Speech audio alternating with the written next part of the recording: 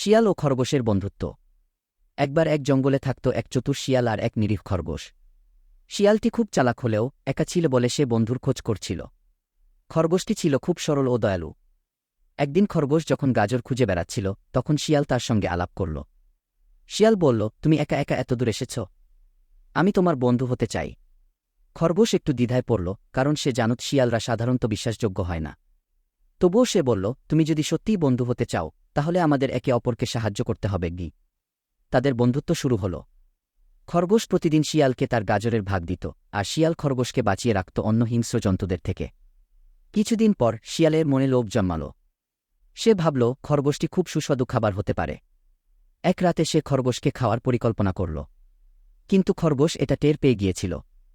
সে রাতের বেলা চুপি চুপি গর্ত থেকে পালিয়ে গেল। পরদিন সকালে শিয়াল খরগোশকে না পেয়ে চিৎকার করে উঠল। সে বুঝল তার লোভের কারণে সে একজন ভালো বন্ধু হারিয়েছে। নৈতিক শিক্ষা।